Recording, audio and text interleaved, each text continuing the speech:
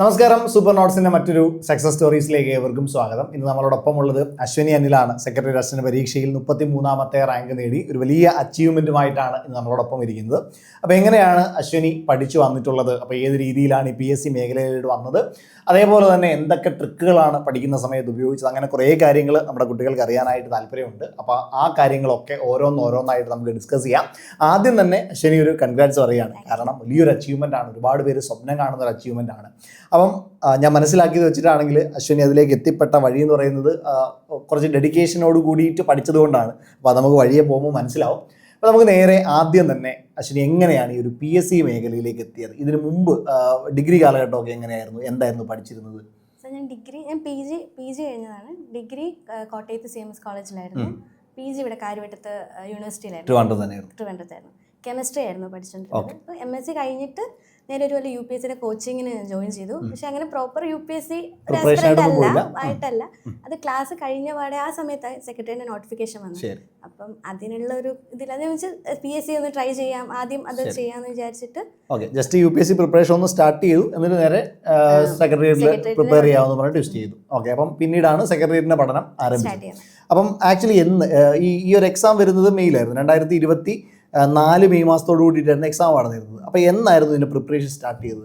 ഞാൻ proper PSC coaching എടുക്കുന്നത് ജാനുവരിയിലാണ്. 2024 ജാനുവരി ആണെന്നാണ് കറക്റ്റ് ഓർമ്മ വരുന്നത്. അതായത് ഒരു പ്രിലിംസിലേക്ക് എത്തിയത് മെയിൽ പ്രിലിംസ് ആണെന്നെങ്കിൽ 5 മാസം കൊണ്ട് പ്രിലിംസ് ക്ലിയർ ചെയ്തു, വീണ്ടും ഒരു 2 മാസം കൂടെ പ്രിപ്പയർ ചെയ്തു. മൊത്തത്തിൽ ഒരു 7 മാസം കൊണ്ട് സെക്രട്ടറിയേറ്റ് എക്സാം ക്രാക്ക് ചെയ്തു.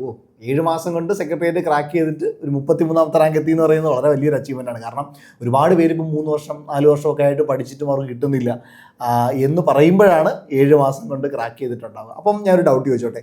7 മാസം കൊണ്ട് ക്രാക്ക് ചെയ്തെന്ന് പറയുമ്പോൾ അവിടെ ഈ ഒരു ദിവസം എത്ര സമയം പഠിച്ചു എന്നുള്ളത് ഇമ്പോർട്ടൻ്റ് ആയിരിക്കും. അപ്പോൾ ഒരു സമയം എത്ര മണിക്കൂർ പഠിച്ചിട്ടുണ്ടാവും? മണിക്കൂർ കണക്കിന് അങ്ങനെ ഞാൻ നോക്കാറില്ല. ഞാൻ ഓരോ പോർഷനാണ് നോക്കുന്നത്. ഇപ്പം ഇന്ന് ഇത്ര പോർഷൻ, ഇപ്പം അതും ടൈം ടേബിൾ ബേസ്ഡ് ഒന്നും അല്ല. ഇപ്പം ഞാൻ രാവിലെ എണീക്കും, അല്ലെങ്കിൽ രാത്രി കിടക്കുന്നതിന് മുന്നേ എൻ്റെ മനസ്സിലൊരു പ്ലാൻ ഉണ്ടാവും, നാളെ ഇത്ര പോർഷൻസ് തീർക്കണം. അപ്പം അത് ചിലപ്പോൾ ഞാൻ ഉഴപ്പി നടക്കുകയാണെങ്കിൽ ചിലപ്പോൾ ലാസ്റ്റ് മിനിറ്റ് ആയിരിക്കും തീർക്കാൻ. എക്സാം അടുപ്പിച്ചപ്പോൾ അവർ ഉഴപ്പ് ഇച്ചിരി നല്ലോണം കുറച്ചിട്ടുണ്ടായിരുന്നു. പക്ഷെ അല്ലെങ്കിലും പോർഷൻസ് തീർക്കുക എന്നുള്ളതായിരുന്നു. ഇപ്പം രാവിലെ ഇപ്പം ഞാൻ എപ്പോഴാണോ തുടങ്ങുന്നത് അപ്പോൾ തൊട്ട് ഉച്ച വരെ ഇത്ര പോർഷൻസ് തീർക്കുക. ഉച്ച കഴിഞ്ഞ് ചായ കുടിക്കുന്നവരുള്ള ടൈം ഉണ്ടല്ലോ, അപ്പോൾ ഞാൻ ഒരുപാടൊന്നും പറയില്ല. മിക്കവാറും ഞാൻ ഈ നമ്മുടെ PYQs ചെയ്യുന്നത്, പോൾസ്, ടെലിഗ്രാമിൽ പോൾസ് ഒക്കെ ചെയ്യുന്നത് ഈ ഉച്ച സമയത്തായിരിക്കും. ഉച്ചയ്ക്ക് ചായ അങ്ങോട്ട് ചെയ്യും. പിന്നെ നമ്മുടെ എക്സാമിന്റെ സമയം ആ സമയമാണ്. അപ്പോൾ മാക്സിമം ക്വസ്റ്റ്യൻസ് ആ സമയത്ത് വർക്ക്ഔട്ട് ചെയ്യും. എന്നിട്ട് പിന്നെ ഒരു 5 മണി സമയം കഴിഞ്ഞ് കഴിഞ്ഞാൽ ചായ കുടിയൊക്കെ കഴിഞ്ഞ് കഴിഞ്ഞിട്ട് പിന്നെ ഒരു 9 മണി വരെ ഞാൻ റീഡിംഗ് റൂം എടുത്തിട്ടുണ്ട്. 9 മണി വരെ റീഡിംഗ് റൂം ഉള്ളത്. അപ്പോൾ ആ 9 മണി വരെ കണ്ടിന്യൂസ്ലി അതാണ് എൻ്റെ ഏറ്റവും എഫക്റ്റീവ് ടൈം. ആ സമയത്ത് ഇരുന്നപ്പം ആ പോർഷൻസ് തീർക്കുക എന്നുള്ളത്. അപ്പോൾ ചിലപ്പോൾ ഇപ്പം ഈ പറഞ്ഞ ഏതെങ്കിലും സമയത്ത് ഇപ്പം എന്തെങ്കിലും ഇപ്പം അത്യാവശ്യം എമർജൻസീസ് വരാം. അപ്പം ആ 1 മണിക്കൂർ ഇപ്പോൾ പോയി, അല്ലെങ്കിൽ ഇപ്പം നമ്മുടെ ഫ്രണ്ട്സോ ആരെങ്കിലും എന്തെങ്കിലുമൊക്കെ വന്നൊരു മണിക്കൂർ പോയാലും ആ സമയത്തിനുള്ളിൽ ഞാൻ വിചാരിച്ച സാധനം ചിലപ്പം ഭയങ്കര ഡീപ്പിലായിരിക്കില്ല പഠിക്കുക, എന്നാൽ ഞാൻ ആ സാധനം ഓടിച്ചിട്ടാണെങ്കിലും അതങ്ങ് തീർത്തിട്ട്. അതായത് ഓൺ ആൻ ആവറേജ് നോക്കിക്കഴിഞ്ഞാൽ മിനിമം ഒരു 8 മണിക്കൂർ പ്രിപ്പറേഷന് വേണ്ടിയിട്ട് മാറിയിട്ടുണ്ട്. അല്ല, ഇപ്പം 8 മണിക്കൂർ എന്നല്ല, അതിൽ കൂടുതലുള്ള ദിവസങ്ങളുണ്ട്, അതിൽ കുറവുള്ള ദിവസങ്ങളുണ്ട്. ഇപ്പം ഞാൻ എണീച്ചിട്ട് നേരെ ഇപ്പോൾ 1 മണിക്കൂറിനുള്ളിൽ റെഡി ആയിട്ട് നേരെ റീഡിംഗ് റൂമിൽ പോവാം. അതൊരു 7 മണി. ഇതൊന്നല്ല, ഞാൻ നൈറ്റ് പേഴ്സണാണ് പഠിക്കുന്നതിന്, ഞാൻ നൈറ്റ് പേഴ്സണാണ്. പക്ഷേ ഈ നമുക്ക് ഫുൾ ഡേ ഇരിക്കുമ്പോൾ നമുക്ക് രാത്രി ഒരുപാട് ഇരിക്കാൻ പറ്റത്തില്ല.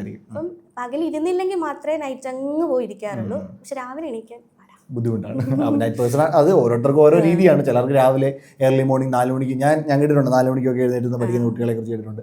ചിലർ രാവിലെയും നേരത്തെ എഴുന്നേക്കാറില്ല, രാത്രി കൂടുതൽ സമയം ഇരിക്കാറില്ല. ഇതിനിടയ്ക്കുള്ള സമയമാണ് അവർ കൂടുതലായിട്ട് ഉപയോഗിക്കുക. ചിലർ രാത്രിയാണ് ഉപയോഗിക്കുക. അതൊക്കെ ഓരോരുത്തരുടെ രീതികൾക്കനുസരിച്ച് മാറും എന്നുള്ളതാണ്. അപ്പം ഒരു ആവറേജ് നോക്കിക്കഴിഞ്ഞ് കഴിഞ്ഞാൽ ചില ദിവസങ്ങൾ 10 മണിക്കൂർ കൂടുതൽ പോയിട്ടുണ്ട്, ചില ദിവസങ്ങൾ അതിൽ കുറച്ച് പോയിട്ടുണ്ട്. നമ്മുടെ ഒരു മൂഡ് പോലെ പഠിച്ചു പോകുക എന്നുള്ളതാണ് കൂടുതൽ ഉദ്ദേശിക്കുന്നത്. ഇതും ഈ സമയം ഇപ്പം നമ്മൾ അങ്ങനെ ഇരിക്കാൻ പറ്റില്ല. നമുക്ക് നമ്മൾ കഴിക്കാൻ പോവും, ചായ കുടിക്കാൻ പോവും. ഓക്കെ, അപ്പം ഈ ഒരു സ്ട്രക്ചർ എങ്ങനെയായിരുന്നു ബിൽഡ് ചെയ്തത്? അതായത് ഇന്നിപ്പോൾ ഒരു ദിവസം ഉണ്ടോയെന്നുണ്ടെങ്കിൽ ഈ ദിവസം ഇന്ന കാര്യങ്ങളാണ് പഠിക്കേണ്ടത്, അല്ലെങ്കിൽ ഇന്ന എക്സാമാണ് ചെയ്യേണ്ടത്, അങ്ങനെ എന്തെങ്കിലും ഒരു ഓർഡറോ ഒരു ടൈം ടേബിളോ അങ്ങനെ എന്തെങ്കിലും ബേസ് ചെയ്തിരുന്നോ?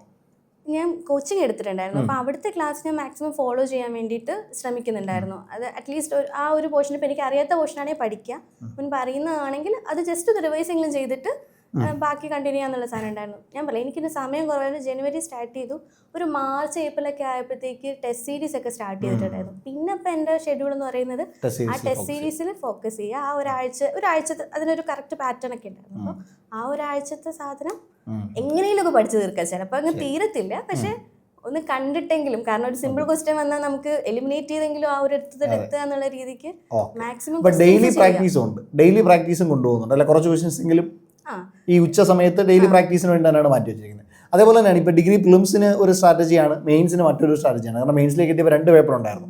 പ്രിലിംസിന് 1 പേപ്പറേ ഉള്ളൂ, പക്ഷേ അവിടെ വെയിറ്റേജ് കൂടുതൽ ഇംഗ്ലീഷ്, മാത്സ്, മലയാളത്തിനായിരുന്നു. അപ്പോൾ പ്രിലിംസിൻ്റെ സ്ട്രാറ്റജി എന്തായിരുന്നു? പ്രിലിംസിന് വേണ്ടി ഒരു സ്പെഷ്യൽ സ്ട്രാറ്റജി ഫോളോ ചെയ്തിരുന്നോ? പ്രിലിംസിൻ്റെ സ്ട്രാറ്റജി എന്ന് വെച്ചാൽ എൻ്റെ മെയിൻ പ്രിലിംസിൻ്റെ പ്രശ്നം ടൈം മാനേജ്മെൻ്റ് ആയിരുന്നു. അതായത് ഞാൻ മാത്സിന് ഞാൻ ചെയ്യും, കുഴപ്പമില്ല, പക്ഷെ എനിക്ക് കുറേ സമയം എന്ന് വെച്ചാൽ മറ്റേ പണ്ടത്തെ ടിപ്പിക്കൽ എഴുതി അങ്ങനെയായിരുന്നു. അപ്പം മാത്സിനപ്പം എനിക്ക് സമയം കിട്ടുന്നില്ല. അല്ലെങ്കിൽ 1.25 മണിക്കൂർ കൊണ്ടിട്ട് ഓടി അങ്ങ് എത്തുക ബുദ്ധിമുട്ട്. നമ്മുടെ PYQ പിന്നെ എത്തുമായിരുന്നു, പക്ഷെ കുറച്ച് ടെസ്റ്റ് സീരീസിൻ്റെ ഒക്കെ ഇച്ചിരി ടഫായിട്ടുള്ള ടെസ്റ്റ് സീരീസൊക്കെ ആണെങ്കിൽ അങ്ങ് എത്തുന്നുണ്ടായിരുന്നില്ല ആദ്യമൊന്നും. അപ്പോൾ എന്ന് വെച്ചാൽ ടൈം മാനേജ്മെൻറ്റിന് വേണ്ടിയിട്ടായിരുന്നു ഞാൻ ആദ്യം കുറേയൊക്കെ ശ്രമിച്ചുകൊണ്ടിരുന്നത്. അപ്പോൾ അതിന് വേണ്ടിയിട്ട് ഞാൻ ആദ്യം മാർക്ക് ചെയ്യുന്ന രീതി മാറ്റി, ക്വസ്റ്റ്യൻസ് ഏത് ആദ്യം ചെയ്യണം അങ്ങനെയൊക്കെയുള്ള രീതിയൊക്കെ മാറ്റി.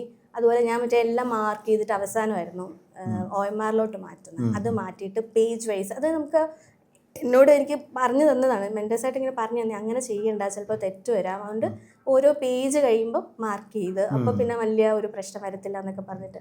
അപ്പം പ്രിലിംസിന് കൂടുതലും ചെയ്തത് പെട്ടെന്ന് ടൈം, ഇപ്പം ഞാൻ മാത്സ്, ഇംഗ്ലീഷും മലയാളവും ഒരു അരമണിക്കൂർ കൊണ്ട് തീർക്കുക എന്നുള്ള, തീരത്തില്ല പക്ഷെ എന്നാലും തീർക്കുക എന്നുള്ള സാധനത്തിന്. അപ്പം MA മാത്രം ചെയ്യുവാണെങ്കിൽ ഒരു അരമണിക്കൂറിൻ്റെ ഇത് വെക്കും. ടൈം ഞാൻ കറക്റ്റ് 1.25 മണിക്കൂറാണെങ്കിൽ ഒരു മണിക്കൂർ കൊണ്ട് ഉള്ള ടൈമർ സെറ്റ് ചെയ്തിട്ട് ക്വസ്റ്റ്യൻ ചെയ്യുമായിരുന്നു. പഠിക്കാൻ പ്രിലിംസിന് മാക്സിമം PYQ ചെയ്യാന്നുള്ളതായിരുന്നു ഞാൻ ചെയ്തത്. കാരണം ഈ സമയം കുറവുള്ളതുകൊണ്ട് തന്നെ എല്ലാത്തിനെയും ഡെപ്തിലൊന്നും പഠിക്കാൻ പറ്റത്തില്ല. അപ്പോൾ ഇപ്പം പൊളിറ്റി ഒക്കെ ആണെങ്കിൽ PYQ ചെയ്തിട്ട് കാര്യമില്ല, നമ്മൾ സാധനം പഠിക്കണം. പക്ഷേ സമയത്ത് ഇപ്പം ITയോ അല്ലെങ്കിൽ ഇംഗ്ലീഷിൻ്റെ വൊക്കാബുലറി ഒക്കെ ഞാൻ കൂടുതൽ, ഈ വൊക്കാബുലറി ഞാൻ അത്ര സ്ട്രോങ് അല്ലായിരുന്നു. അപ്പം അതൊക്കെ ഞാൻ മാക്സിമം PYQ, റിപ്പീറ്റഡ്ലി PYQ വരുന്ന ഏരിയാസ് PYQs തന്നെ ഫോക്കസ് ചെയ്തു, മറ്റേത് അല്ലാണ്ട് ചെയ്തു. മെയിൻസിന് എനിക്ക് സത്യം പറഞ്ഞാൽ എനിക്ക് മെയിൽ കഴിഞ്ഞെങ്കിലും അമ്മയുടെ ഒരു ഹോസ്പിറ്റൽ എമർജൻസി കാരണം എനിക്കൊരു 1.5 മാസം പിന്നെയും മാറേണ്ടി വന്നു.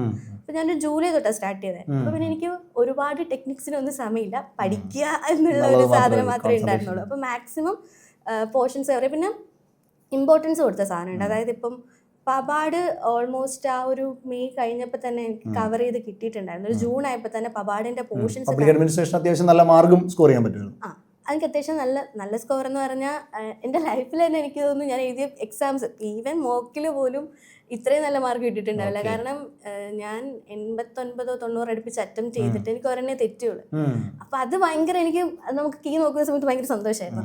അപ്പോൾ ആ ഒരു സാധനത്തിന് ഞാൻ ചെയ്തൊരു കാര്യം എന്ന് വെച്ചാൽ ഇത് ഭയങ്കര മറന്നു പോകുന്ന സാധനമാണ്. വെച്ചാൽ ഡ്രൈ ടോപ്പിക്കുമാണ്, പിന്നെ അത് നമ്മളങ്ങനെ പരിചയമുള്ള സാധനമല്ലല്ലോ. അപ്പോൾ പിന്നെ കൂടുതലും ചെയ്തത് റിപ്പീറ്റഡ്ലി റിവൈസ് ചെയ്തിട്ടുണ്ടായിരുന്നു. അതെന്ന് വെച്ചാൽ ഞാൻ ഷോർട്ട് നോട്ട് ഉണ്ടാക്കിയിട്ട് റിപ്പീറ്റഡ്ലി റിവൈസ് ചെയ്യുമായിരുന്നു. അതുപോലെ കേരള എക്കണോമി, അതിന് രണ്ടിന് വെയിറ്റേജ് കൂടുതലാണ്. അപ്പോൾ വെയിറ്റേജ് നോക്കിയിട്ട് കൂടുതൽ അതിലോട്ട് നോക്കി, അങ്ങനെ ഷോർട്ട് നോട്ട്സും. അപ്പോൾ അതൊക്കെയെന്ന് വെച്ചാൽ അപ്പം പല കളർ പേന വെച്ച് ഓരോ തിങ്കറിനൊക്കെ അങ്ങനത്തെ ഒക്കെ എന്തെങ്കിലുമൊക്കെ രീതിക്കൊക്കെ. ഈ ഷോർട്ട് നോട്ടിൻ്റെ കാര്യത്തിൽ പറഞ്ഞപ്പോഴാണ്, അതായത് ഇപ്പം നോർമലി പഠിച്ചു പോയത് കൊണ്ട് മാത്രം ഗുണമൊന്നുമില്ല. ഇപ്പം എല്ലാവരും പഠിക്കുന്നുണ്ട്, പക്ഷേ അവിടെ റിസൾട്ടിലോട്ട് കൊണ്ടുവരണമെങ്കിൽ ഉറപ്പായിട്ടും റിവിഷൻ അതേപോലെ തന്നെ മോക്ക് എക്സാം, ഇത് രണ്ടുമായിരിക്കും കൂടുതലായിട്ടും കോൺട്രിബ്യൂട്ട് ചെയ്യാൻ പോകുന്നത്. അപ്പോൾ ഈ റിവിഷൻ നോട്ട്സ് പ്രിപ്പയർ ചെയ്തു എന്ന് പറഞ്ഞു, ചെറിയ നോട്ട്സ് പ്രിപ്പയർ ചെയ്തു, അതൊരു പക്ഷേ റിവിഷന് കൂടുതലായിട്ട് ഹെൽപ്പ് ചെയ്തിട്ടുണ്ടാകും എക്സാമിൻ്റെ ടൈമൊക്കെ ആകുമ്പോൾ അല്ലേ? അപ്പം ഒരാൾ തീർച്ചയായിട്ടും ഒരു ഷോർട്ട് നോട്ട് കൂടി, ഏത് നോട്ട് കൈ കിട്ടിയാലും ഒരു ഷോർട്ട് നോട്ട് നമ്മുടെ കൈപ്പടയിൽ എഴുതിയതുണ്ടെങ്കിൽ നമുക്ക് അവസാനം അതൊന്ന് റിവൈസ് ചെയ്തെടുക്കാൻ എളുപ്പമായിരിക്കും തീർച്ചയായിട്ടും. അപ്പോൾ അതൊരു നല്ല സ്ട്രാറ്റജിയാണ്, ഒരു ചെറിയ റിവിഷൻ നോട്ട് പ്രിപ്പയർ ചെയ്യുക. പിന്നെ ഈ റിവിഷൻ എല്ലാ ദിവസവും ചെയ്യുമായിരുന്നു അതോ എങ്ങനെയായിരുന്നു റിവിഷൻ്റെ ഒരു പാറ്റേൺ, നമ്മൾ പഠിച്ച കാര്യം വീണ്ടും ഒന്ന് ഓർത്തെടുക്കാൻ? അങ്ങനെ പ്രോപ്പർ റിവിഷനായിട്ട് അങ്ങനെ ഇന്ന ദിവസം ഇത്ര 7 ദിവസം മറ്റേ ആ ടെക്നിക്സ് ഒന്നും അങ്ങനെയൊന്നും ഞാൻ ഫോളോ ചെയ്തിട്ടില്ല. ഞാൻ വെച്ചാൽ എനിക്ക് പാടുള്ള സബ്ജക്ട്സ് ഏതാണ്, അല്ലെങ്കിൽ ഞാൻ മറന്നു പോകാൻ ചാൻസുള്ള സബ്ജക്ട്സ് ഏതാണെന്ന് എനിക്കറിയായിരുന്നു. അപ്പോൾ ഞാൻ അത് കൂടുതൽ റിവൈസ് ചെയ്യും. എനിക്ക് അത്യാവശ്യം സ്ട്രോങ് ആയിട്ടുള്ള സാധനങ്ങളാണെങ്കിൽ അതിൽ മാക്സിമം ക്വസ്റ്റ്യൻസ് ചെയ്യും. അപ്പോൾ ഇപ്പം ഞാനതാ പറഞ്ഞു, ഇപ്പോൾ കേരള എക്കണോമിയിൽ നമുക്ക് KSൻ്റെ ക്വസ്റ്റ്യൻ പേപ്പർ വെച്ചിട്ടാണ് നമ്മൾ കേരള എക്കണോമി പഠിക്കുന്നത്. അപ്പോൾ അതിനകത്ത് കുറേ മറ്റേ ഡിജിറ്റ്സ് ഉണ്ടായിരുന്നു. അപ്പോൾ അതുകൊണ്ട് ഈ ഡിജിറ്റ്സുകൾ മാത്രം ഒരു പേപ്പറിലായിട്ട്, ഇപ്പം ഇതിൻ്റെ ഫിസിക്കൽ ഡെഫിസിറ്റ് എത്ര അല്ലെങ്കിൽ അതിൻ്റെ ഇതെത്ര, അങ്ങനെ നമ്പറുകൾ മാത്രം ഒരു പേപ്പറിലാക്കിയിട്ട് ഇത് ഞാൻ ഇടയ്ക്ക് ഇപ്പോൾ രാവിലെ നമ്മൾ പഠിക്കാൻ തുടങ്ങുന്നതിന് മുൻപോ അല്ലെങ്കിൽ എക്സാം മോക്ക് എഴുതുന്നതിന് മുൻപൊക്കെ ഇത് മാത്രം വായിച്ചിട്ടോ. അത് തന്നെ ഇപ്പം ഞാൻ മോക്ക് എഴുതിയ സ്ഥലത്തേക്ക് എന്ന് വെച്ചാൽ കോംപ്രഹെൻസീവിന് ഇപ്പം രാവിലെ ഫസ്റ്റ് പേപ്പറും ഉച്ചയ്ക്ക് സെക്കൻഡ് പേപ്പറും അങ്ങനെ തന്നെയായിരുന്നു. അപ്പം ഈ ഗ്യാപ്പിൽ നോക്കാൻ വേണ്ടിയിട്ടുള്ള സാധനം മീൻസ് നമ്മുടെ ഫസ്റ്റ് എക്സാമിൻ്റെ രണ്ടാമത്തെ എക്സാമിൻ്റെ ഇടയ്ക്ക് ഒരു ഗ്യാപ്പ് ഉണ്ടാവല്ലോ. അപ്പം ആ ഗ്യാപ്പിൽ നോക്കാൻ വേണ്ടിയിട്ടുള്ള ഒരു സാധനം അതാണ് ഞാൻ പറഞ്ഞ നോട്ട്സ് വെച്ചിട്ടുണ്ടായിരുന്നു. ഇത് ഞാൻ മോക്കിന്റെ സമയത്ത് ഇത് മാത്രമേ നോക്കത്തുള്ളായിരുന്നു. അപ്പൊ എക്സാം ഹോൾ അവിടെ എക്സാമിന് ചെന്നപ്പോഴും മാത്രം നോക്കിയാൽ മതിയായിരുന്നു. അപ്പൊ ഭയങ്കര ഫെമിലാരിറ്റി വരും, നമുക്ക് മൊത്തം വായിക്കേണ്ടി വരത്തില്ല. അതെ അതെ. അത് മാത്രമല്ല ഈ റിവിഷൻ നോട്ട്സിൻ്റെ ഒരു ഗുണം എനിക്ക് തോന്നുന്നത്, നമുക്കിപ്പം ഒരു 3-4 സ്റ്റേറ്റ്മെൻറ്റ് 3-4 സ്റ്റേറ്റ്മെൻറ്റിലായിരിക്കും ക്വസ്റ്റ്യൻ വരിക. അപ്പോൾ ഈ സ്റ്റേറ്റ്മെൻറ്റിൽ സിംഗിൾ വേർഡ്സ് ആയിരിക്കും, അല്ലെങ്കിൽ സിംഗിൾ സ്റ്റേറ്റ്മെൻറ്റുകളായിട്ടായിരിക്കും. നമ്മൾ എഴുതി വെക്കുന്ന പോയിന്റുകളിൽ നിന്ന് നമുക്ക് പെട്ടെന്ന് ഇത് റീകളക്ട് ചെയ്യാൻ പറ്റും. ഓർത്ത് ഒരു പോയിന്റ് കാണുമ്പോൾ തന്നെ ഇത് സ്ഥലത്ത് ഞാൻ പഠിച്ചതാണ് എന്ന് വിചാരിച്ച് എലിമിനേഷൻ ടെക്നിക്ക് യൂസ് ചെയ്താൽ പെട്ടെന്ന് നമുക്ക് ഉത്തരം എടുക്കാനും പറ്റും. അത് വളരെ മികച്ച സ്ട്രാറ്റജിയാണ്. നിങ്ങളും തീർച്ചയായിട്ടും ഫോളോ ചെയ്യുക. കാരണം ഇപ്പം ഡിഗ്രി പ്രിലിംസ് എക്സാം വരാൻ പോവുകയാണ്. അപ്പോൾ ഉറപ്പായിട്ടും അവർക്കും ഈ ഒരു സ്ട്രാറ്റജി ഒന്ന് ഫോളോ. ഇനിയിപ്പം റിവിഷൻ നോട്ടൊന്നും എഴുതാൻ സമയമില്ല, ബട്ട് മാക്സിമം ക്വസ്റ്റ്യൻസ് പ്രാക്ടീസ് ചെയ്ത് വെച്ചാൽ ഉറപ്പായിട്ടും അവർക്ക് മാർക്ക് സ്കോർ ചെയ്യാൻ പറ്റും. റിവിഷൻ നോട്ട് ഞാൻ എല്ലാ സബ്ജക്റ്റിനൊന്നും ചെയ്തില്ലായിരുന്നു. നമുക്ക് വേണമെന്ന് തോന്നുന്ന സാധനം അത് ഒരുപാട് സമയം എടുത്തൊന്നും ചെയ്യത്തില്ല. അപ്പൊ അതിന് മാത്രമേ സമയം ഉണ്ടാകത്തുള്ളൂ. അത് ഇത് ഇപ്പൊ പപാടിന്റെ ഞാൻ ചെയ്തത് 2 ദിവസം കൊണ്ട്, അത് രാവിലെ തൊട്ട് ഉച്ച ഒരു ദിവസം, വേറൊരു ദിവസം, ഇതുപോലെ ഒരു വൈകിട്ട് വരെ. നമ്മൾ പഠിച്ചിട്ട് റിവിഷൻ നോട്ട് എഴുതുവാണെങ്കിൽ കുഴപ്പമില്ല. റിവിഷൻ നോട്ട് എഴുതാൻ വേണ്ടി നമ്മൾ ഇരുന്ന അത് മാത്രമേ സമയം നമുക്ക് പ്രോപ്പറായിട്ട് മാനേജ് ചെയ്യാൻ പറ്റില്ല. ടൈം മാനേജ്മെന്റ് വളരെ ഇമ്പോർട്ടൻ്റ് ആണെന്ന് എനിക്ക് തോന്നുന്നു ഈ പറയുന്നത്. കാരണം 3 വർഷമൊന്നും വേണ്ട ഒരു എക്സാം ക്ലിയർ ചെയ്യാൻ. അതിനൊരു 7 മാസം 6 മാസം നമ്മളൊന്ന് മെനക്കെട്ടാൽ തീർച്ചയായിട്ടും നേടാൻ പറ്റുന്നതേ ഉള്ളൂ എന്നുള്ളൊരു കാര്യമാണ് ഇവിടുന്ന് മനസ്സിലാക്കാൻ പറ്റുക. അപ്പോൾ എൻ്റെ ഒരു സംശയം കൂടെ ഞാൻ ചോദിക്കുകയാണ്. അതായത് ഈ ഒരുപാട് കാലം പഠിക്കുന്ന കുറേ ആളുകൾ കൂടെ ഉണ്ട്. ഓക്കെ, അതായത് ഈ സെക്രട്ടേറിയറ്റിൻ്റെ പരീക്ഷാ സമയത്ത് പഠിക്കുന്ന സമയത്ത് കുറേ നാളുകളായിട്ട് പ്രിപ്പയർ ചെയ്തുകൊണ്ടിരിക്കുന്ന PSC മേഖലയിലുള്ള UPSC നന്നായി നോക്കിക്കൊണ്ടിരുന്ന ഒക്കെ ആളുകൾ ഇവിടെയുണ്ട്. ഇപ്പം ഞാൻ തുടങ്ങിയിട്ടേ ഉള്ളൂ, സ്റ്റാർട്ട് ചെയ്തിട്ടേ ഉള്ളൂ. അപ്പം എനിക്ക് കുറച്ച് സമയം 7 മാസം സമയം മുന്നിലുള്ളൂ. അപ്പോൾ അവരുടെ അടുത്ത് ചലഞ്ച് ചെയ്ത് നിൽക്കാൻ പറ്റുമോ എന്നുള്ളൊരു ഡൗട്ട്, ഒരു സെൽഫ് ഡൗട്ട് എപ്പോഴെങ്കിലും തോന്നിയിട്ടുണ്ടോ? ഡൗട്ടൊക്കെ ഇഷ്ടംപോലെ തോന്നിയിട്ടുണ്ട്. പിന്നെ ഞാൻ 7 മാസം എന്ന് പറഞ്ഞാൽ ഞാൻ പറഞ്ഞില്ല, അതിന് മുന്നേ ഒരു എന്തൊക്കെ പറഞ്ഞാലും നമ്മൾ ക്ലാസ് കേട്ടേണ്ട ഒരു സാധനം അതിലുണ്ടാവും ഉറപ്പായിട്ടും. പിന്നെ സെൽഫ് ഡൗട്ട്സ് ഉണ്ടായിരുന്നു, ഇഷ്ടംപോലെ ഉണ്ടായിരുന്നു. അതെങ്ങനെ ചെന്ന് വെച്ചാൽ ആദ്യമൊക്കെ എക്സാംസ് എഴുതി തന്നെ നമുക്ക് എക്സാംസ് ആദ്യം എഴുതുമ്പം ഒരു ബിലോ 50 ആയിരിക്കും. നമ്മൾ പതുക്കെ എഴുതി വരുമ്പോഴത്തേക്ക് ഒരു എബോവ് 50, 60 ഒക്കെ കിട്ടാൻ തുടങ്ങിയപ്പം ഓക്കെ നമ്മൾ ട്രാക്കിലുണ്ടെന്ന് നമ്മൾ പ്രൂവ് ചെയ്താൽ മതിയല്ലോ. അപ്പം അങ്ങനെ ഒരു മറ്റൊരാളുമായിട്ട് കമ്പയർ ചെയ്യേണ്ട ഈ എക്സാമിന് ഇപ്പം പ്രിലിംസിൻ്റെ സമയത്ത് എൻ്റെ ഫോക്കസ് മൊത്തം എങ്ങനെയെങ്കിലും ഒരു എൻ്റെ മനസ്സിലൊരു എയിം ഒരു 60-70 റേഞ്ചിൽ മാർക്ക് മേടിക്കണം. അത്രയും ചിലപ്പോൾ നമ്മളെ കൊണ്ട് പറ്റത്തില്ല, എയിം ചെയ്യാമല്ലോ നമുക്ക് അത്രയും. അപ്പോൾ ആ ഒരു 60-70 റേഞ്ചിൽ അല്ലെങ്കിൽ ആ ഒരു രീതിക്ക് നമുക്ക് വേണം. അപ്പം ചിലപ്പോൾ എൻ്റെ കട്ട് ഓഫ് 40-46 ആയിരിക്കാം. പക്ഷേ എൻ്റെ അടുത്തുനിന്ന് എനിക്ക് പറഞ്ഞു തന്നൊരു കാര്യം എന്ന് വെച്ചാൽ നമ്മൾ 50 എബോവ് മേടിച്ചാൽ നമ്മൾ പ്രിലിംസ് പാസ്സാവും. പക്ഷെ നമുക്ക് സമാധാനമായിട്ട് മെയിൻസ് പഠിക്കാൻ പറ്റത്തില്ല. കാരണം നമ്മൾ കയറോ ഇല്ല. അപ്പോൾ അതുകൊണ്ട് അതിലും കൂടുതൽ എയിം ചെയ്തിട്ട് പഠിക്കണം എന്ന് പറഞ്ഞിട്ട് എനിക്ക് അങ്ങനെ ആ ഒരു സാധനം ഇപ്പം എൻ്റെ മനസ്സിലുണ്ടായിരുന്നു. അപ്പോൾ സെൽഫ് ഡൗട്ട്സ് ഉണ്ടായിരുന്ന സമയത്ത് ഉള്ള മെയിൻ കാര്യം എന്ന് വെച്ചാൽ തന്നെയായിരുന്നു. ഓക്കെ, ഈ ഒരു സംഭവത്തെ, അതായത് ഇപ്പം ഉറപ്പായിട്ടും പ്രിപ്പറേഷനിലാണെന്നുണ്ടെങ്കിൽ ഒരുപാട് മീൻസ് സ്ട്രെസ് ഉണ്ടാവാൻ ചാൻസ് ഉണ്ട്. കാരണം നമ്മൾ ഒരേ കാര്യം ചെയ്തുകൊണ്ടിരിക്കുകയാണ് രാവിലെ. ഞാൻ SI ക്ലിയർ ചെയ്യുന്ന സമയത്തൊക്കെ എനിക്കും ഉണ്ടായിരുന്നൊരു സംഭവം. കാരണം ഞാൻ ഫുൾ ടൈം പഠിത്തത്തിന് വേണ്ടി കുറേ സമയം മാറ്റി വെച്ചു. അപ്പോൾ രാവിലെ തൊട്ടേ ഒരേ കാര്യം തന്നെ പ്രിപ്പയർ ചെയ്തുകൊണ്ടിരിക്കുകയാണ്. അപ്പോൾ ഇങ്ങനെ പ്രിപ്പയർ ചെയ്ത് വരുമ്പം നമുക്ക് തന്നെ ഒരു മടുപ്പ് തോന്നാനുള്ള സാധ്യത വളരെ കൂടുതലാണ്, നാച്ചുറലി ഉണ്ടാവും. എന്തിനാണ് ഞാൻ പഠിക്കുന്നത്, അല്ലെങ്കിൽ ഞാൻ പഠിക്കണോ, ഇതുകൊണ്ട് വല്ല ഗുണം ഉണ്ടാകുമോ? പിന്നെ ഈ പറയുന്നൊരു സ്ട്രെസ്സിനെ കൺട്രോൾ ചെയ്യാൻ, അല്ലെങ്കിൽ ഒരു മോട്ടിവേഷൻ ഇല്ലായ്മയെ കൺട്രോൾ ചെയ്യാനായിട്ട് എന്താണ് സഹായിച്ചിട്ടുള്ളത്? ഭയങ്കര സ്ട്രെസ്സായിരുന്നു. മെയിൻസിൻ്റെ സമയത്ത് സ്ട്രെസ്സ് കൂടിയിട്ട് തലവേദനയായിട്ട് എനിക്കൊന്നും പഠിക്കാൻ പറ്റാണ്ട് ആശുപത്രി പോയി. ഞാൻ തലവേദന എന്ന് പറഞ്ഞ ആശുപത്രി പോയപ്പോൾ BP ചെക്ക് ചെയ്തപ്പോൾ ഹൈ BP. അപ്പം ഞാൻ പറഞ്ഞു ഓക്കെ വേണ്ട ഇതിങ്ങനെ ഇത്രയും കാര്യമില്ലല്ലോ. പക്ഷെ എനിക്ക് ഇതിനെ ഏറ്റവും ഹെൽപ്പ് ചെയ്തെന്ന് വെച്ചാൽ എൻ്റെ ഒരു അറ്റ്മോസ്ഫിയർ. ഞാൻ ആ കാര്യത്തിൽ ഭയങ്കര പ്രിവിലേജ്ഡ് ആയിരുന്നു. എന്ന് വെച്ചാൽ എനിക്ക് ഭയങ്കര സ്ട്രെസ് ഉള്ള ആളാണ്. പക്ഷെ എനിക്ക് ഈ സ്ട്രെസ് എല്ലാം പോയി കൊണ്ട് ഡംപ് ചെയ്യാൻ വേണ്ടിയിട്ട് പറ്റുന്ന എൻ്റെ ഒരു ഫ്രണ്ട് ഉണ്ടായിരുന്നു. അപ്പം ഞാൻ അദ്ദേഹത്തെ വിളിച്ചിട്ടാണ് എന്താ പറയുക, സന്തോഷം വന്നാലും സങ്കടം വന്നാലും, എൻ്റെ ഫ്രണ്ടാണ് ഹിലാൽ എന്ന് പറയുന്നത്. അപ്പം അവനെ വിളിച്ചിട്ട് ഞാൻ എനിക്ക് ഇപ്രാവശ്യം എക്സാമിന് മാർക്ക് കുറഞ്ഞു, എനിക്കൊന്നും പറ്റുന്നില്ല, അപ്പോൾ ഞാൻ പോട്ടെ സ്ഥലം കിടത്ത് നോക്കാം, അല്ലെങ്കിൽ അടുത്ത എന്തുവാ ഇപ്പം മാർക്ക് കൂടുതൽ കിട്ടിയാൽ കൊള്ളാലോ എന്ന് പറയുന്ന ഒരു സപ്പോർട്ട് ചെയ്യാൻ ഞാൻ വിളിച്ചിട്ട്. ഇപ്പം എൻ്റെ അമ്മ ഭയങ്കര സപ്പോർട്ടാണ്. എന്ന് വെച്ചാൽ എല്ലാ കാര്യത്തിനും എനിക്ക് ഇപ്പം ഫിനാൻഷ്യലി ആണെങ്കിലും മോറലി ആണെങ്കിലും മെൻ്റലി ആണെങ്കിലും എനിക്കൊരു ജോലി വേണം, അല്ലെങ്കിൽ അമ്മയുടെ ഏറ്റവും വലിയ ആഗ്രഹമായിരുന്നു എനിക്കൊരു ജോലി എന്നുള്ള സാധനം. അപ്പം എന്തുണ്ടെങ്കിലും ഞാൻ അമ്മയോട് വിളിച്ച് പറയുമായിരുന്നു. പക്ഷേ ഈ സ്ട്രെസ്സിൻ്റെ അല്ലെങ്കിൽ നമുക്ക് ഇമോഷണലി വരുന്ന സാധനം ഇപ്പം എനിക്ക് കരയാൻ തോന്നുമ്പോൾ ഞാൻ അമ്മയെ വിളിച്ച് കരയുമ്പോൾ അമ്മയും കൂടെ അങ്ങ് വിഷമിക്കും. അമ്മയ്ക്ക് അങ്ങ് ഭയങ്കര വിഷമമായി പോകും. അപ്പോൾ അപ്പോൾ നമുക്ക് പിന്നെ അപ്പം ചിലപ്പോൾ നമ്മളൊന്ന് കരഞ്ഞു കഴിയുമ്പോൾ നമ്മൾ ശരിയാവും. പക്ഷെ അമ്മ ചിലപ്പോൾ വീണ്ടും അത് ഓർത്ത് ചിലപ്പോൾ ഒന്ന് രാത്രി കിടന്ന് ഉറങ്ങത്തില്ല. ആ സമയത്തൊക്കെ നമുക്ക് ഫ്രണ്ട്സ് ആകുമ്പോൾ നമ്മുടെ പിയർ ഗ്രൂപ്പ്സ് ആകുമ്പോൾ നമുക്ക് കുറച്ചും കൂടെ അതിനെ സപ്പോർട്ട് ചെയ്യാൻ പറ്റും. ഞാൻ അവനെ വിളിച്ചിട്ടായിരുന്നു കരയുക. എനിക്ക് പറ്റുന്നില്ല, എനിക്ക് പറ്റുമെന്ന് തോന്നില്ല, വേറെ എന്തെങ്കിലും ചെയ്താലോ. എനിക്ക് MSc അത്യാവശ്യം എന്നുവെച്ചാൽ MSc എനിക്ക് റാങ്ക് ഉണ്ടായിരുന്നു. അപ്പോൾ എല്ലാവരും എന്നോട് ചോദിച്ചത് ഇതിന് പോകുന്ന എന്തിനാല്ല PhDക്കോ അങ്ങനെ എന്തെങ്കിലും പൊക്കൂടെ. കൂടെയുള്ളവരെല്ലാം കെമിസ്ട്രി ബേസ്ഡ് എക്സാംസിനൊക്കെ പോകുമ്പോൾ അപ്പോൾ എനിക്ക് ആ ഡൗട്ട് ഉണ്ട്, ഞാൻ എടുത്ത വഴി ശരിയാണോ. അപ്പോൾ എന്നോട് എപ്പോഴും പറഞ്ഞു നീ നിൻ്റെ ഇഷ്ടത്തിനല്ലേ പോയത്, നീ പോയി നോക്ക്, നമുക്കിപ്പം ഏജ് ഒന്നും അത്ര ആയിട്ടില്ലല്ലോ, ഇപ്പോഴല്ലേ നമുക്കിതൊക്കെ ഒന്ന് ട്രൈ ചെയ്യാൻ പറ്റുന്നത്, ശ്രമിച്ചു നോക്ക്, നിന്നെ കൊണ്ട് എന്തായാലും പറ്റും. അതൊക്കെ എന്നെക്കാളും വിശ്വാസമുള്ള കുറച്ച് ആൾക്കാരുണ്ടായിരുന്നു. അപ്പോൾ ആ ഒരു സ്ട്രെസ്സൊക്കെ ഞാൻ അവരുടെ മേളിലങ്ങ് കൊടുത്ത് അതിനങ്ങ് അപ്പോൾ ഒന്ന് പറഞ്ഞു കാര്യം എന്നിട്ട് ഞാൻ പറയും, എന്നെ ഉപദേശിക്കാൻ വരരുത്, ഞാൻ പറയുന്നത് കേട്ടാൽ മാത്രം മതി, ഞാൻ തന്നെ ഓക്കെ ആയിക്കോളും, അതുകൊണ്ട് ഉപദേശിക്കരുത്, ചുമ്മാ കേട്ടോണ്ടിരിക്കുക എന്നൊക്കെ പറഞ്ഞ് കസ്റ്റമൈസ് ചെയ്ത് അങ്ങനെ 1-2 പേര് എനിക്ക് ചുറ്റുമുണ്ട്. വേണ്ടി സംസാരിക്കാൻ അല്ല, ചില സമയത്ത് കേൾക്കാൻ ആളുണ്ടെങ്കിൽ, അതായത് ഒരാൾക്ക് ഒരാളുടെ സങ്കടം പറയാൻ അത് കേൾക്കാൻ ഒരാളുണ്ടാവുക എന്നുള്ളത് വലിയ കാര്യമാണ്. കേൾക്കാനുള്ള ഒരാളുണ്ടെങ്കിൽ തന്നെ നമ്മുടെ പകുതി ഭാരം നമുക്ക് മാറ്റി വെക്കാൻ പറ്റും എന്നുള്ളത്. ആക്ച്വലി ഇപ്പുറത്തോട്ട് നോക്കുമ്പം റിസൾട്ട് അവിടെ കാണും, പക്ഷേ ഈ റിസൾട്ടിലോട്ട് എത്തുന്ന പാത്തിലാണ് പ്രശ്നം. എപ്പോഴും ഞാൻ സ്റ്റുഡൻസിനോട് ഞാൻ മെൻറ്റർ ചെയ്യുന്ന സ്റ്റുഡൻസിനോടൊക്കെ എപ്പോഴും പറയാറുണ്ട്, കാരണം ഞാൻ അനുഭവിച്ചിട്ടുള്ളത് കൊണ്ടാണ് പറയാറുള്ളത്. നമുക്കൊരു മലയുണ്ട്, ആ മലയുടെ മുകളിൽ ഒരു അടിപൊളി ഭംഗിയുള്ളൊരു സീനറി കാണാനുണ്ട്. പക്ഷേ ഈ മല കയറുമ്പോൾ നടന്ന് കല്ലും പുള്ളും മറ്റേ കാടും മലയും ഒക്കെ കയറിയ മുകളിലെത്താൻ പറ്റുള്ളൂ. ഈ ഇടയ്ക്കുള്ള ബുദ്ധിമുട്ടിനെ കൂടെ സ്നേഹിച്ചാലേ മുകളിലെത്തി അത് എത്തിപ്പിടിക്കാൻ പറ്റുള്ളൂ. ഇതിനിടയ്ക്ക് വെച്ചിട്ട് ഇത് പാടാണെന്ന് പറഞ്ഞുകൊണ്ട് നിർത്തിപ്പോയി കഴിഞ്ഞാൽ ഒരിക്കലും ആ ഭംഗി ആസ്വദിക്കാൻ പറ്റില്ല. അത് തന്നെയാണ് ഈ ഒരു എക്സാമിലും നമുക്ക് കിട്ടുന്നത്. ഇതിനിടയ്ക്ക് ഒരുപാട് പ്രശ്നങ്ങൾ വരും, മെൻ്റലി ബുദ്ധിമുട്ടുകളുണ്ടാവും, സ്ട്രെസ് ഉണ്ടാവും, സ്ട്രെയിൻ ഉണ്ടാവും. ഇതിനെയും കൂടി നമുക്ക് സ്നേഹിക്കാൻ പറ്റിയാലേ നമുക്ക് മുന്നോട്ട് പോകാൻ പറ്റുള്ളൂ. അപ്പം നല്ല കുറച്ച് സുഹൃത്ത് ബന്ധങ്ങൾ ഉണ്ടാക്കിയെടുക്കാം എന്ന് പറയുന്നത് ഇമ്പോർട്ടൻ്റ് ആണ്. അതിപ്പം വീട്ടിലുള്ള സുഹൃത്ത് ബന്ധങ്ങളെന്ന് ഞാൻ ഉദ്ദേശിച്ചത് വീട്ടിലുള്ള അപ്പനായിക്കോട്ടെ അമ്മയായിക്കോട്ടെ, ബന്ധങ്ങൾ പ്രോപ്പറായിട്ട് ഉണ്ടാകുക, അത് നല്ലൊരു കാര്യമാണ്. then അതേപോലെ ഫാമിലി നല്ല സപ്പോർട്ടാണ് എന്ന് പറഞ്ഞിട്ടുണ്ട്. അപ്പോൾ ഫാമിലിയുടെ ഹെൽപ്പ് ഉറപ്പായിട്ടും ഇതിനെ മുന്നോട്ട് നയിച്ചിട്ടുണ്ടാവും. ഇപ്പം ഈ പറയുന്ന ഒരു ബുദ്ധിമുട്ടുണ്ടാകുന്ന സമയത്ത് ഏതെങ്കിലും തരത്തിൽ ബന്ധുക്കളിൽ നിന്നോ അല്ലെങ്കിൽ അങ്ങനെ എന്തെങ്കിലും, നീ എന്തിനാണ് പഠിക്കാൻ പോകുന്നത്, നിനക്ക് പ്രൈവറ്റിൽ ജോലിക്കോ മറ്റെന്തെങ്കിലോ പോയാൽ പോരെ എന്നൊക്കെ പറഞ്ഞിട്ടുണ്ടാവുമല്ലോ. അപ്പോൾ അതിനെ എങ്ങനെയാണ് നേരിട്ടിട്ടുണ്ടാവുക? ഞാൻ പറഞ്ഞ വേറൊരു പ്രിവിലേജാണ് ഇത്. എൻ്റെ വീട്ടുകാരും അങ്ങനെ പറഞ്ഞിട്ടില്ല. അതായത് എന്നെ വീട്ടുകാർ, ഞാൻ ചെറുപ്പം തൊട്ടേ ഒരിക്കലും നമുക്ക് നമ്മുടെ നാട്ടിൽ പെൺകുട്ടിയോട് സാധാരണ കേൾക്കുന്നതാണ് എന്താ പറയുക കല്യാണം. എൻ്റെ വീട്ടിൽ അങ്ങനെ കേട്ടിട്ടേ ഇല്ല. എന്നോട് ഞാൻ ചെറുപ്പം തൊട്ട് അല്ലെങ്കിൽ എനിക്ക് ഓർമ്മയുള്ളപ്പോൾ തൊട്ട് പറയുന്നത് ജോലി മേടിക്കാം. അമ്മ സർവീസിലുള്ളതാണ്. അപ്പം അമ്മയ്ക്ക് അറിയാം ഒരു പെൺകുട്ടിക്ക് ജോലി എത്രമാത്രം ഇമ്പോർട്ടൻ്റ് ആണെന്നുള്ളത്. അമ്മ എപ്പോഴും പറയുന്നത് വെച്ചാൽ ജോലി വേണം. ഞാൻ ഇടയ്ക്ക് തമാശയ്ക്ക് ഞങ്ങൾ പറയും, അല്ല കല്യാണം കഴിക്കണമെന്ന് പറഞ്ഞാൽ നിന്ന് കൊടുത്താൽ മതി, ഇതിപ്പോൾ കടയിൽ കിട്ടുന്ന സാധനമൊന്നും അല്ലല്ലോ, നമ്മൾ കഷ്ടപ്പെട്ട് മേടിക്കണ്ടേ. അപ്പോൾ അമ്മ ഭയങ്കരമായിട്ട് ഇങ്ങനെ ജോലി വേണം, ജോലി ഉണ്ടെങ്കിൽ. ഇപ്പം എനിക്കറിയാം അമ്മയ്ക്ക് ജോലി കിട്ടുന്ന, ഞാൻ 3ാം ക്ലാസ്സിൽ പഠിക്കുമ്പോൾ 2ാം ക്ലാസ് കഴിഞ്ഞപ്പോഴാണ് അമ്മയ്ക്ക് ജോലി കിട്ടുന്നത്.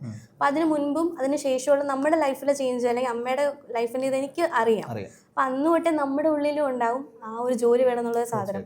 അത് കഴിഞ്ഞിപ്പം ഞാൻ ആദ്യം UG കഴിഞ്ഞിട്ട് ഞാൻ പറഞ്ഞെന്നാൽ ഞാൻ കോച്ചിങ്ങിനും എല്ലാം പോവാം എന്ന് പറഞ്ഞപ്പോൾ അമ്മ പറഞ്ഞത് വേണ്ട, പഠിക്കാൻ പറ്റുന്ന സമയത്ത് അത് മാക്സിമം എൻജോയ് ചെയ്യാം, നമുക്ക് എപ്പോഴാണെങ്കിലും ജോലിക്ക് വേണ്ടി അത് നമ്മൾ മെനക്കെടണം, അതിപ്പോഴേ വേണ്ട, നീ മാക്സിമം എൻജോയ് ചെയ്യുമെന്ന് പറഞ്ഞ് PGക്ക് പോയതിന് ശേഷം ഞാൻ പറഞ്ഞത് നമുക്കൊരു നോഷൻ ഉണ്ടല്ലോ, UPSCക്ക് പ്രിപ്പയർ ചെയ്താൽ പിന്നെ എല്ലാ എക്സാമും ക്രാക്ക് ചെയ്യാം, ആ ഒരു തെറ്റിദ്ധാരണയുടെ പുറത്ത് അല്ലെങ്കിൽ ആ ഒരു ഇതിൽ ഞാൻ UPSC കോച്ചിങ്ങിന് പോകുന്നു. അപ്പോൾ നമുക്കറിയാം അതിനുള്ളൊരു ഇൻവെസ്റ്റ്മെൻറ്റ് നമുക്കറിയാം. അപ്പോൾ അത് കഴിഞ്ഞിട്ട് ഞാൻ വന്ന് പറയണം, അമ്മ എനിക്ക് തോന്നുന്നില്ല ഈ വർഷം ഞാൻ ക്രാക്ക് ചെയ്യുമെന്ന് തോന്നുന്നില്ല, സെക്രട്ടേറിയറ്റ് വന്നിട്ടുണ്ട്, ഒരു 3 കൊല്ലം കഴിഞ്ഞ് ഇനി ഇത് വരത്തുള്ളൂ.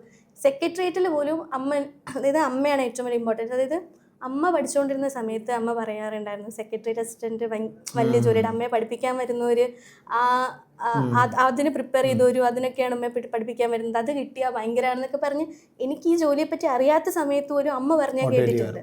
അപ്പോൾ ഞാൻ ഇങ്ങനെ പറഞ്ഞു, സെക്രട്ടേറിയറ്റ് നോട്ടിഫിക്കേഷൻ വന്നിട്ടുണ്ട്, ഞാൻ എന്താ ചെയ്യേണ്ടതെന്ന് അറിഞ്ഞൂടെ, ഇനിയും ഒരിടത്ത് പോയി ഒരു ഇൻവെസ്റ്റ് ചെയ്ത് നമുക്ക് പഠിക്കാം, ഞാനിവിടെ തിരുവനന്തപുരത്താണ് നിൽക്കുന്നത്, അതിൻ്റേതായിട്ടുള്ള ചിലവുകളുണ്ട്.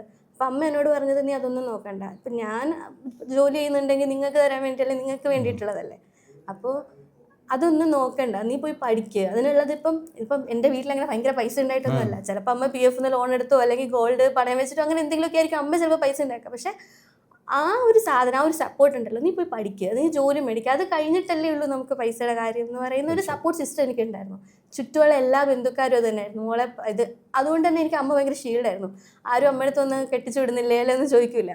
എല്ലാവരും ജോലിയാക്കിയിട്ട് കെട്ടിച്ചാൽ മതി, അതാ നല്ലത്, അങ്ങനെ നിന്നാൽ മതി എന്നുള്ളൊരു സിസ്റ്റം ഉണ്ട്. അതുകൊണ്ട് ഭയങ്കര എനിക്കറിയാം എൻ്റെ ഫ്രണ്ട്സ് ഇപ്പോൾ ഇവിടെ ഉള്ളവർ പോലും പലരും കല്യാണമാണെങ്കിലും ഇല്ലെങ്കിൽ ഇവിടുന്ന് എന്തിനാ മാറി നിന്ന് പഠിക്കുന്ന PSC അല്ലേ, വീട്ടിൽ നിന്ന് പഠിച്ചാൽ പോരെ, അങ്ങനെയൊക്കെയുള്ള കേൾക്കുന്ന ഒരുപാട് ഫ്രണ്ട്സിന്. പക്ഷെ എന്നോട് ഒരിക്കലും അങ്ങനെ പറഞ്ഞിട്ടില്ല, നീ അവിടെ പോയി പഠിച്ചോ, വീട്ടിൽ ഇരുന്നാൽ പഠിക്കാൻ പറ്റില്ല, ചിലപ്പം വല്ല കല്യാണത്തിനോ അല്ലെങ്കിൽ ഒരു മരിപ്പിനോ വന്നാൽ അവർക്ക് പോലും ചിലപ്പോൾ റെസിസ്റ്റ് ചെയ്യാൻ പറ്റുന്നുണ്ടാവില്ല. ആ ഒരു എന്താ മോള് വരാത്തോ ചാടെ ആ ഒരു സാധനം വരും.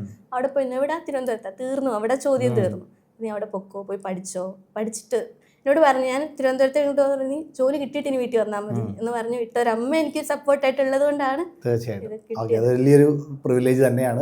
വീട് വരുന്നത് കൊല്ലത്താണ്, കൊല്ലം കരുനാഗപ്പള്ളിയാണ്. അവിടുന്ന് ട്രിവാൻഡ്രത്തേക്ക് വിട്ട് പഠിപ്പിച്ചു എന്നുള്ളത് വളരെ ഇമ്പോർട്ടൻ്റ് ആയിട്ടുള്ളൊരു കാര്യം തന്നെയാണ്.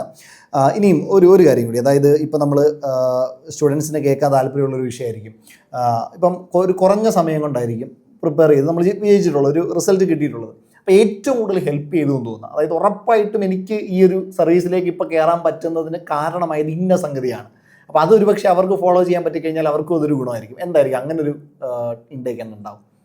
ഞാൻ ഒരുപാട് മെറ്റീരിയലും ഒരുപാട് സാധനമൊന്നും നോക്കാൻ വെരി ഗുഡ്. ലിമിറ്റ് ചെയ്തു, റിസോഴ്സസ് ലിമിറ്റ് ചെയ്തു. ഞാൻ കൂടുതലും എൻ്റെ ലെക്ചർ നോട്ടാണ്. ഈവൻ നമുക്ക് പ്രോപ്പർ മെറ്റീരിയൽ എല്ലായിടത്തു നിന്ന് കിട്ടുന്നുണ്ടെങ്കിൽ പോലും ക്ലാസ് കേൾക്കും, മാക്സിമം ക്ലാസ് കേൾക്കും. ക്ലാസ് അങ്ങനെ അവോയ്ഡ് ചെയ്യില്ല, ക്ലാസ് കേട്ടിട്ട് എൻ്റെ ലെക്ചർ നോട്ട് തന്നെയാണ് ഞാൻ റിപ്പീറ്റ് ചെയ്തിരുന്നത്. ഞാനിപ്പം നമ്മളിപ്പോൾ യൂണിവേഴ്സിറ്റീൻ്റെ ഇതിന് വേണ്ടി നോക്കുന്ന സമയത്തും ആ ലെക്ചർ നോട്ട് തന്നെ ഞാൻ റിപ്പീറ്റ്. ഇപ്പം എന്താണെന്ന് വെച്ചാൽ നമ്മൾ എഴുതിയ സാധനം, നമ്മൾ മനസ്സിലാക്കിയിട്ട് നമ്മൾ എഴുതിയ സാധനം കുറച്ചേ ഉണ്ടാവുള്ളൂ, മൊത്തം കൂടെ ഒന്ന് വാരി ചെയ്താൽ നമുക്ക് ഉണ്ടാവില്ല. ഇപ്പോൾ ഓരോ പോയിൻ്റേ ഉണ്ടാവുള്ളൂ. ഈ ലെക്ചർ നോട്ട് തന്നെ റിപ്പീറ്റ് ചെയ്തു. അതുപോലെ തന്നെ എല്ലാ സബ്ജക്ട്സിനും എല്ലായിടത്തുനിന്നും ഒന്നും എല്ലാം എടുക്കാൻ പോയിട്ടില്ല. അത്യാവശ്യം വേണ്ട സാധനങ്ങൾ ഇപ്പം ഞാൻ ചില സമയത്ത് പറയാറുണ്ട്, ഇപ്പോൾ സാധാരണ PSC പഠിക്കുന്ന ആസ്പിരൻസിന് അറിയുന്ന എല്ലാ കാര്യങ്ങളൊന്നും എനിക്ക് അറിയത്തില്ല. കാരണം എല്ലാത്തിനും വേണ്ടിയിട്ട് എനിക്ക് അതിനുള്ള സമയം ഉണ്ടായിരുന്നില്ല. ഒന്നാമത്തെ കാര്യം പെട്ടെന്ന് അത് വന്നുകൊണ്ട് തന്നെ ഇപ്പം എല്ലാത്തിനും ഇമ്പോർട്ടൻ്റ് ആയിട്ട് എനിക്ക് തോന്നുന്ന കാര്യങ്ങൾ മാത്രം റിപ്പീറ്റഡിലാക്കുക. ചിലതിപ്പം ഒരു എക്സാമ്പിൾ പറയുകയാണെങ്കിൽ ഈ സുപ്രധാന നിയമങ്ങളൊക്കെ ഇല്ലേ, സത്യം പറഞ്ഞാൽ എനിക്ക് അതിനകത്തൊന്നും അറിയത്തില്ല. എനിക്ക് ആകെ അറിയുന്നത് ഇപ്പോൾ IT ആക്ട് എന്ന് പറയുമ്പോൾ ആൾക്കാർ കുറേ പറയുന്നിട്ടുണ്ട്. എനിക്ക് ആകെ IT ആക്ട് അറിയുന്ന ഒരു 2000 ഒരു 66F ആണ്. കാരണം റിപ്പീറ്റഡ്ലി വരുന്ന ക്വസ്റ്റ്യൻ മാത്രം. ഈ പ്രസിഡന്റ് ഒപ്പിട്ടത്, ലോക്സഭ ഒപ്പിട്ടത്, ഇതൊക്കെ പഠിക്കേണ്ടതെന്നല്ല, പക്ഷേ റെയർലി ചോദിക്കുള്ളൂ. അത് മാത്രമല്ല എനിക്ക് ഈ ഡേറ്റ്സ്, ഈ നമ്പേഴ്സ് ഒക്കെ ഓർത്തിരിക്കുന്ന ഇച്ചിരി പാടാം. അപ്പം ഞാൻ കണക്ട് ചെയ്യും. ഇപ്പോൾ ഹിസ്റ്ററിയിലെ വർഷങ്ങളാണെങ്കിലും പൊളിറ്റിക്കൽ ആർട്ടിക്കിൾ ആണെങ്കിലും ഞാനൊരു ഏരിയ അല്ലെങ്കിൽ ഒരു അങ്ങനെയൊക്കെയാണ് പഠിക്കുക. അപ്പം അങ്ങനെ ഒരുപാട് കാര്യങ്ങൾ നോക്കാണ്ട് എനിക്ക് പറ്റുന്ന കാര്യങ്ങൾ കണ്ടുപിടിച്ചിട്ട് ആ ഒരു രീതിക്ക് ചെയ്യാന്നുള്ളത്. അപ്പം നമുക്ക് ഇഷ്ടംപോലെ മെറ്റീരിയൽസ് അവൈലബിൾ ആണ്. ടെലിഗ്രാമിലൊക്കെ ആണെങ്കിൽ എല്ലാ ഗ്രൂപ്പിലും എല്ലാ സാധനങ്ങളും അവൈലബിൾ. അപ്പം കംഫർട്ടബിൾ ആയിട്ടുള്ള ഏതെങ്കിലും ഒരു സോഴ്സ് കണ്ടുപിടിച്ചാൽ അത് തന്നെ സ്റ്റിക്ക് ഓൺ ചെയ്യുക, അത് തന്നെ റിപ്പീറ്റഡ്ലി നോക്കുക. ഇപ്പം ഒരു പ്രാവശ്യം നോക്കി ഒന്നും നമുക്ക് ഓർമ്മ ഉണ്ടാവില്ല. മിനിമം ഇപ്പം ഞാൻ എടുത്തൊരു ടെസ്റ്റ് സീരീസിൻ്റെ ഒരു ബെനിഫിറ്റ് എനിക്ക് ഉണ്ടായിരുന്നത് 2 പ്രാവശ്യം അത് ഓൾറെഡി ആ ടെസ്റ്റിൻ്റെ സ്ട്രക്ചറിൽ റിവൈസ് ആവുമായിരുന്നു. അപ്പം അതെനിക്കൊരു ബെനിഫിറ്റ് ആയിരുന്നു. അപ്പം ഞാൻ ഒരു പ്രാവശ്യം നോക്കിയത് വീണ്ടും അതാവുന്നുണ്ടായിരുന്നല്ലോ. അപ്പോൾ പിന്നെ ഒന്ന് എക്സാമിന് നമുക്കൊന്ന് ഒരു കണ്ടുപരിചയം വരും എല്ലാം. അതുപോലെ ആ ഒരു കാര്യം ഒന്ന് ഫോളോ ചെയ്യാനായിട്ട് ശ്രമിക്കുക. റിസോഴ്സസിന് ലിമിറ്റ് ചെയ്യുക. കാരണം നമ്മുടെ സമയം കൊല്ലുന്ന ഏറ്റവും പ്രധാനപ്പെട്ട ഒരു ഘടകമാണ് റിസോഴ്സസ്. ഒരുപാട് റിസോഴ്സസ് ആയി കഴിഞ്ഞ് കഴിഞ്ഞാൽ നമ്മൾ അതിൻ്റെയൊക്കെ പുറകെ പോകും. അവസാനം നമുക്ക് ഈ മറ്റേ ജാക്സിൻ ഓൾറെഡി എന്ന് പറയുന്നുണ്ട്, എല്ലാം അവിടെ ഇവിടെ എന്തൊക്കെയോ അറിയാം, പക്ഷെ എന്നാ ഒന്നും അറിയത്തില്ല എന്നൊരു സിറ്റുവേഷനോട് നമുക്ക് പേടി വരും. അതായത് ഒരുപാട് സാധനം കാണുമ്പോഴേ ഇപ്പം നമ്മൾ ലെക്ചർ നോട്ട് ആകുമ്പം ഇപ്പം എൻ്റെ ജോഗ്രഫിയുടെ ആകെ ഇത്രേ സാധനം ഉള്ളൂ. അതായത് ജോഗ്രഫി, ഫിസിക്കലും ഇന്ത്യൻ എല്ലാം കൂടി ഇച്ചിരി ഉള്ളൂ. അല്ലെങ്കിൽ ഏത് സബ്ജക്റ്റ് ആണെങ്കിലും അപ്പം നമുക്ക് പെട്ടെന്ന് തീരുന്ന പോലെ ചുമ്മാ മൈൻഡിൽ അങ്ങ് തോന്നും. മറ്റേത് ഇപ്പോൾ കുറേ PDF ഉണ്ട്, ഒരു 10 PDF ഉണ്ട്, 10 PDF 10 പേജ് വീതമേ കാണത്തുള്ളായിരിക്കും. പക്ഷെ എന്നാലും 10 PDF ഉണ്ട് ആ ഒരു സാധനം ലിമിറ്റ് ചെയ്യുന്നതനുസരിച്ച് നമുക്ക് ഒരു പേടിയും ടെൻഷനും കുറയ്ക്കാൻ പറ്റും. ഓക്കെ, അപ്പോൾ അത് തന്നെയാണ് നമ്മുടെ ഈ ഒരു കൺക്ലൂഷൻ എന്ന് പറയുന്നത്.